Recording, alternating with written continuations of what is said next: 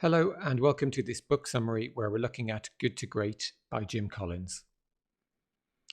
Now, some companies have always been great, such as Coca-Cola, but this book isn't about this type of company. It's about companies who were good for a long period of time and then somehow became great for a long period of time. Now, to find those companies, Collins examined over 1,400 companies over a 14-year period. Now, from this research, 11 great companies were found, and the question this book attempts to answer is, how do these companies become great, and are those lessons repeatable? Well, the answer is surprisingly simple, pragmatic, and straightforward. Now, you can see a summary of the good to great process in this diagram. And if I had to describe or sum up the concept of the book in a single word, that word would be discipline. So to go from a good company to a great company, you need disciplined people, disciplined thought, and disciplined action.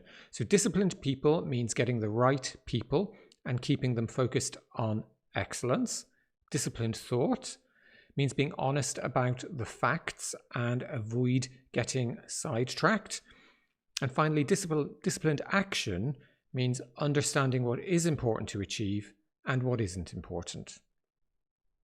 So as you can see from the diagram, as we move from good to great, there is this thing called the flywheel effect. So the first three concepts slowly build the momentum of this flywheel. And then there's a breakthrough and the momentum is almost self-fulfilling. Now, a company can spend years of consistent effort to get the flywheel up to speed, but once the flywheel is up to speed, the company can sustain many years of breakthrough performance. Now, the book is about being great, not simply good, and Collins describes this as good being the enemy of great. Now, many people and many companies settle for good because it's easier. Many companies don't even try to be great. They're not striving to be the best in the industry, and that opens the doors to competitors. Now, being the best means there is absolutely no room for mediocre thinking. And it's the same in our lives as well. You know, very few people lead great lives, and that's because they're very happy living a good life. So there's a lot to cover in this summary. So let's jump in and look at the first of our 6 concepts, level 5 leadership. Now, the first concept in the book is level 5 leadership. Every company Collins studied had the same type of leader, and he called these level 5 leaders. Now, if you think about an organizational hierarchy, the lowest level of leadership is the highly capable individual. And these are people who contribute using their skills, their know-how, and their good work habits. Now, if you move up a step in the hierarchy, the next level is a contributing team member. These are people who are able to use their skills and knowledge to help the team succeed. The next level is competent manager, and these are managers capable of organizing their team to efficiently reach a predetermined objective. And if we go up another level, we get to level 4, which is effective leaders. Now, this is where the majority of leaders can be found. They're able to create the commitment from their team to vigorously pursue a clear and compelling vision. They're also able to create high-performance teams. But above this, there's another level, and that's level 5 leadership. And these are the truly great leaders. They have the abilities of the other 4 levels, plus a unique combination of will and humility. And it's this combination of will and humility that makes them great. Now, the behaviors of level 5 leaders that set them apart include, firstly, paradox. They're super ambitious, but their ambition is for the organization to excel, not for themselves. Now, at the same time, they tend to be modest about what they've personally contributed, and they're self-effacing. They're driven. Now, they're actually fanatically driven, obsessed even, to produce exceptional results. But this obsession is for sustainable results. And the key word here is really sustainable. This isn't the result of a one-off heroic effort, their drive is really consistent to be excellent.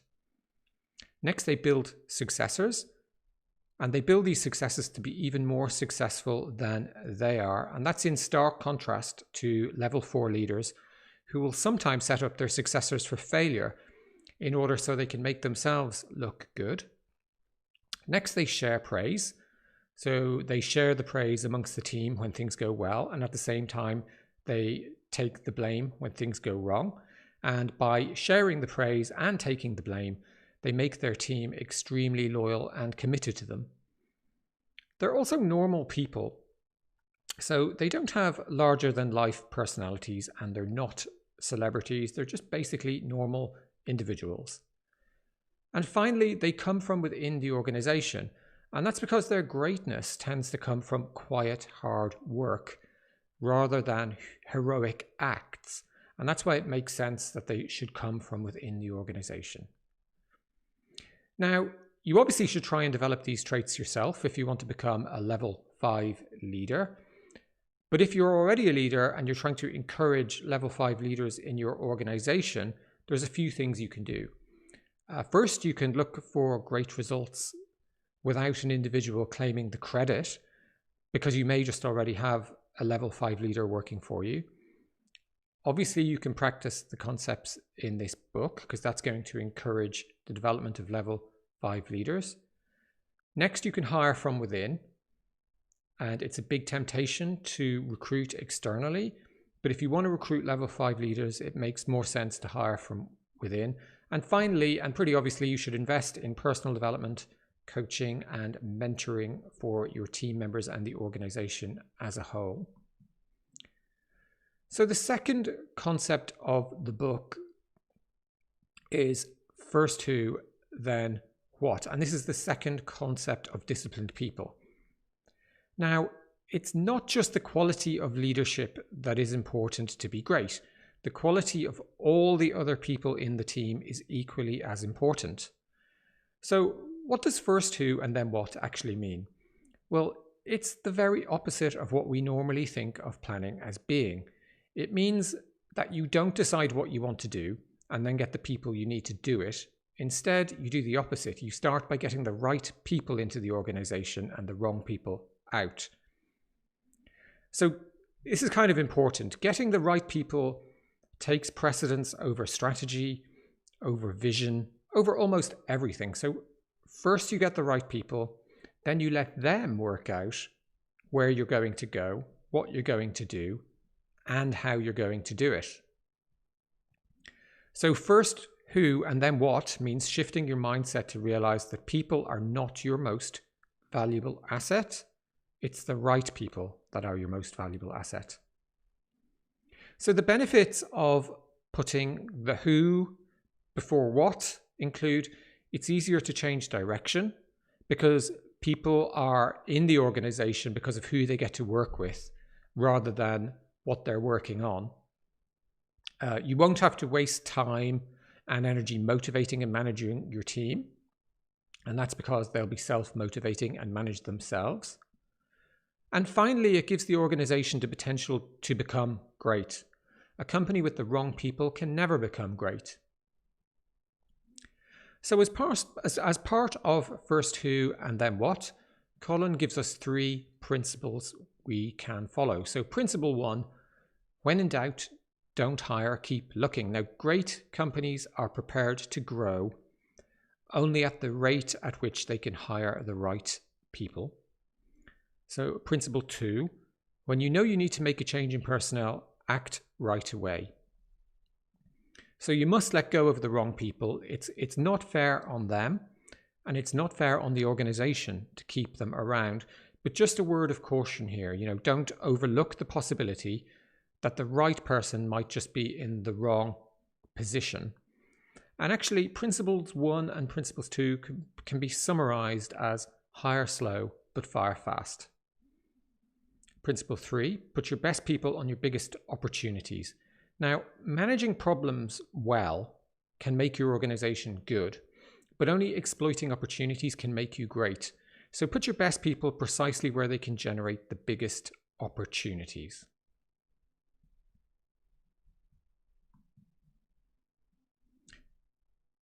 So the next concept, the third concept from the book, is confront the brutal facts. Now, if you have level 5 leadership and you have the right people, then the whole organization is strong enough to be able to put the company performance ahead of their own ego. And that enables you to confront the brutal facts without losing faith that the company will be successful. So great results can only be achieved when you're making lots of good decisions and then executing well. So to make good decisions, you need to confront the facts, even if those facts are brutal and uncomfortable. To avoid distorting the facts, you need an atmosphere where the truth is welcomed. And there are 4 practices to help you create this atmosphere. So the first practice is to lead with questions, not with answers. So the leaders of good to great companies start by assuming they don't know what's required. They ask questions until a picture of reality and its implications emerges. The continued use of probing questions slowly brings the reality to the surface as they ask more and more questions. And that's kind of the opposite of what superstar leaders who assume they already have all the answers tend to do. These leaders are likely to make bad decisions because they don't have a true understanding of the facts. So the next practice is engage with dialogue and debate, not coercion. And, by all means have debate, have heated discussions, even agree to disagree, but great leaders never coerce people into seeing things in their way. Third practice is conduct autopsies without blame and use them to learn. Now, even in great companies, things can and will go wrong. The best companies make mistakes, but great companies don't try to hide these mistakes. Rather, they try and learn from them. So trying to blame someone for the mistake doesn't even enter into the conscious thoughts of good to great leaders. The benefits of confronting the brutal facts include that the organization becomes more resilient. People become excited about the chance to take on a challenge that seems impossible. It can create duality. So on the one hand, people accept the brutal facts, but on the other hand, they remain faithful that the company will ultimately be successful, even if it takes many years. Leaders will be fact-led rather than personality-led, and it keeps motivation high because the reality is that pretending that the realities of the marketplace don't exist will sap everyone's motivation. People will just be going through the motions. So in summary, confronting the brutal facts means it's fine to have an ambitious destination in mind, but as long as you continually adapt your plan every day as new brutal facts emerge. So the fourth concept from the book is that of the hedgehog concept. And to explain this concept, let's look at the difference between a fox and a hedgehog. Now, a fox is a very clever creature. It sees the world in all of its complexity, and it can pursue many goals at the same time.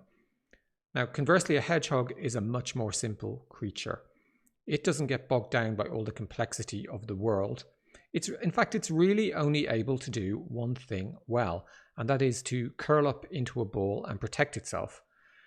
Hedgehogs are not even capable of seeing the complexity of the world. All they see is a single goal, and they execute to achieve that goal. Now, good to great companies behave in a similar way to the hedgehog. They stick to doing what they're best at, and they avoid getting distracted. And actually, it's incredibly easy to get distracted, with even great companies having to fight hard to stop it from happening. So, how does your organization become more like a hedgehog and less like a fox? Well, you can find your inner hedgehog at the intersection of these 3 questions. What do you feel most passionate about? What can you be best in the world at? And finally, what drives your economic engine? So, number 1, what do you feel most passionate about? So this is an important question because passion is going to be hugely motivating. Now, great companies don't tell their employees what to be passionate about. They find what their employees are already passionate about and then look for projects aligned to those passions. The second question is, what can you be best in the world at?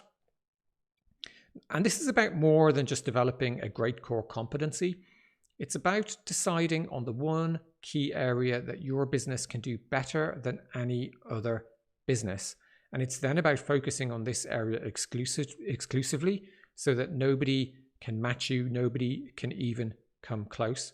And one thing to note here is that this is about focusing on what you can be the best at, not what you want to be the best at.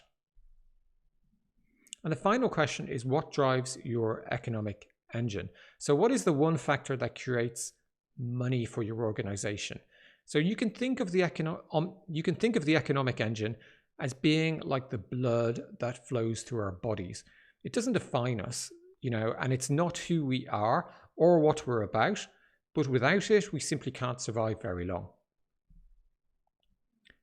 So if the company is working at the intersection of all three questions of passion, of being the best, in an area where money can be created, then it's going to be highly likely that the company will be successful.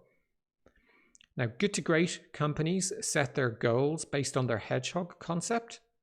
And that's very, very different from setting your goals based on, for example, the desire to grow or to expand. Now, it takes time to develop your hedgehog concept. It's not going to happen overnight in a great flash of brilliant inspiration. And actually, in the book, Colin says it may take typically 4 years to find your hedgehog concept. So the fifth step of the book is developing a culture of discipline. So if you think about what we've looked at already, we can say that having discipline of people eliminates the need for hierarchy. And we can say that having discipline of thought keeps everyone on track. But now if we move to discipline of action, that eliminates the need for bureaucracy. And this means that there's no need to excessively control the actions of your people because they have this disciplined thought. Now, most companies fail not because of the lack of opportunity, but because there is too much opportunity and they spread themselves too thinly. A culture of discipline means having the organization full of people who will take action consistent with the hedgehog principle. Now, don't make the mistake of many executives mistaking control for discipline. Now, to support a culture of discipline, you can do 5 things. And the first is to build a culture of freedom and responsibility, but within a defined framework. So you'll free up your time if you put in place boundaries, but let people decide for themselves how to act within these boundaries. All you'll actually have to do is manage the boundaries or the system itself. And really the best way to explain this is by using the example of an airline pilot. So the pilot is guided by air traffic control, but the pilot has ultimate responsibility within that system for the safety of the passengers, the crew, and obviously the craft as well. The second thing you need to do is get the right people on board, those that have the will to achieve their responsibilities. So in essence, this is about what we've already covered: disciplined people, disciplined thought, and disciplined action. You need the right people confronting the brutal facts, following the hedgehog concept, and then having the discipline to do what needs to be done to reach their objectives.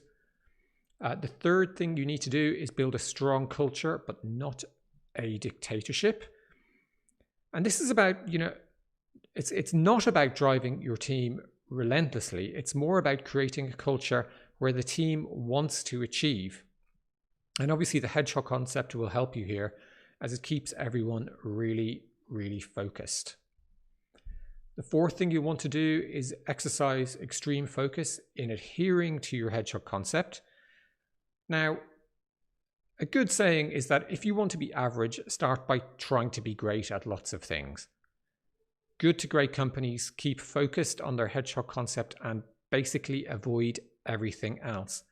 And paradoxically, this focus can actually create more opportunities for growth than if you try to spread yourself too thinly or if you try to do everything. And the final thing you need to do or should consider doing, is to create a stop doing list. Create a list of things you'll stop doing so you can better focus on your hedgehog concept. And maybe one of the things you could do is you could change the way you plan. So instead of thinking which projects should get which people, think which projects support your hedgehog concept. Those that do, give them more funding. Those that don't support the hedgehog concept, get less funding, or even don't bother doing them at all. Now, a key takeaway from this chapter is that discipline on its own is pointless. There are many examples from history where people have marched with discipline into disaster. The key to going from good to great is to get the right people, engaging in critical thinking, and then taking disciplined action relentlessly aligned with the hedgehog concept. So the final step in the 6 steps is technology accelerator. And basically this means that good to great companies think about technology in a different way. They will invest in new technology only if it serves their hedgehog concept. And the behaviors of good to great companies around technology are these points you can see on the screen here. They view technology in light of their hedgehog concept. So they ask if a new technology fits with their hedgehog concept, and only if there is a fit will they invest in it. They become pioneers of technology aligned to their hedgehog concept. So they use technology to speed up the momentum they already have. And that's part of their disciplined approach to excelling at their hedgehog concept. The next one is they use technology in unique ways. And again, that stems from the hedgehog concept. And finally, they maintain a balanced view of technology. And that means that they view how technology is used as being far more important than adopting the latest technology or staying up with the latest trend. So there's another concept I want to cover before we wrap up, and that's the concept of the flywheel and doom loop. So let's start by taking another look at the flywheel we mentioned right back at the very start of this video.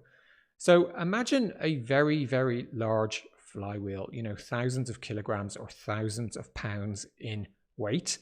Now, to get it to spin, you're going to need to start pushing it. And as you begin to push, you might take, one single step of progress forward, then another step, and then another step. Now, a single push has no impact on the wheel. Even a singular, huge, massive push has no impact on the wheel. So as you first start to push, it seems almost impossible to turn, but you keep at it. You keep pushing it, and pushing it. And the more momentum you build up, the easier it gets, but you still need to keep pushing as hard as you can. Then at some point, as you run behind this giant flywheel, it takes on a life of its own, and it's spinning really fast and doesn't really need that much effort to spin. In fact, now it's actually really difficult to stop. And when this happens, you've achieved a good to great flywheel effect. You're taking consistent action in alignment with your hedgehog concept. You're then achieving some visible results, and this in turn energizes people, and momentum is easy to sustain without much effort. Now, a final thing to say here is the media is very obsessed with moments of breakthrough and moments of inspiration.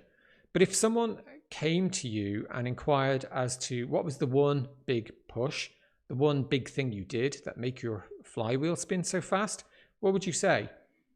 Well, you wouldn't be able to answer them. And that's because there was no singular thing you did that made a difference. It's about consistency over a very long period of time. Now, a key concept here is to realize that no single push makes a difference, no matter how Herculean the effort. So you have to be thinking about cumulative effects, not looking for the dramatic singular win. Now, let's contrast the flywheel loop with the doom loop. Now, the doom loop is the opposite, and it's how bad companies do things. They start with a great idea or a flash of brilliance, but then they work on it intermittently, giving only intermittent big pushes. And these huge efforts are absolutely exhausting. And over time, their intermittent nature leads to poor results. Now, this in turn causes the firm to switch to a new idea because the previous one didn't work out the way they'd hoped. And each time they switch idea, some momentum is lost. So these companies completely stop trying to create momentum. Instead, they're focused on having, one big breakthrough. And, 99 times out of 100, that breakthrough never comes. So the absolute key thing to remember in this flywheel analogy is that each push on the flywheel builds on all the previous thousands of pushes and moves you one step closer to going from good to great. So in summary, the key takeaway from good to great is discipline. It's all about discipline. Discipline. To go from a good organization to a great one, you need disciplined people, disciplined thought, and disciplined action. Now, disciplined people obviously means getting the right people and keeping them focused on excellence. Disciplined thought means being honest about the brutal facts and avoiding getting sidetracked. And disciplined action means understanding what is important to achieve and what isn't. So, the key to going from good to great is to get the right people on board, engaged in critical thinking, and then taking disciplined action aligned with the Hedgehog concept. Now, overall, Good to Great is an absolute classic business book and one that I certainly recommend you read. Now, if you do read the book, you'll find lots of examples. Many of them will help bring the concepts we've discussed here to life. So overall, I definitely recommend reading it, and I would definitely give this book a score of 10 out of 10. So that's it for this book summary. I really hope you enjoyed it, and I look forward to speaking to you again soon.